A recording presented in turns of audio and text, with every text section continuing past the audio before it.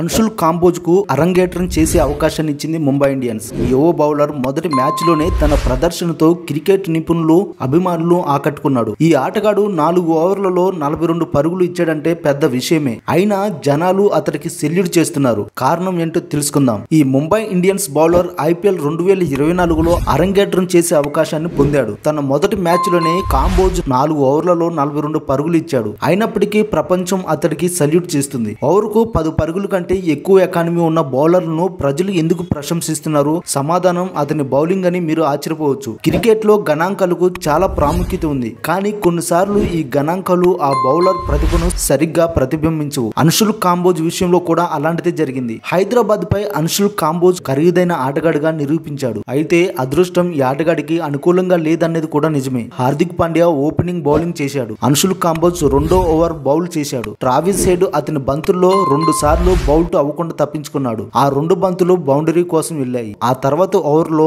Anshul head కి bowling వేశాడు. కానీ ఆ బంత్ కూడా నో బాల్ గా మారింది. పెద్ద విషయం ఏమిటంటే అన్షుల్ కాంబోజ్ మళ్లీ లైన్ క్రాస్ చేశాడు. అయితే తర్వాత బంత్ కి నేరుగా తుషారా చేతుల్లోకి వెళ్ళింది. ఈ ఆటగాడు సులువైన అవకాశాన్ని చేజార్చాడు. అయితే అన్షుల్ కాంబోజ్ ఓటమిని అంగీకరించలేదు. ఈ ఆటగాడు తన మొదటి వికెట్ తీసిన తర్వాత అంగీకరించాడు. కాంబోజ్ మొదటి IPL బాధితుడు మయాంక్ అగర్వాల్ అతని బంతికి పెద్ద షాట్ ఆడటానికి ప్రయత్నిస్తూ బౌల్డ్ అయ్యాడు. తొలి వికెట్ తీసిన తర్వాత అన్షుల్ కాంబోజ్ చాలా సంతోషంతో కనిపించాడు. ఇర్ఫాన్ పఠాన్ కూడా అన్షుల్ కాంబోజ్ బౌలింగ్ ను ప్రశంసించాడు. కాంబోజ్ హెడ్ ని దాదాపు 2 సార్లు డిస్మిస్ చేశాడని ట్వీట్ చేసి రాశాడు. కాంబోజ్ బౌలింగ్ లో పవర్ ఉంది. మరి కాంబోజ్ బౌలింగ్ గురించి మీ యొక్క అభిప్రాయాన్ని కామెంట్ బాక్స్ లో తెలియజేయండి.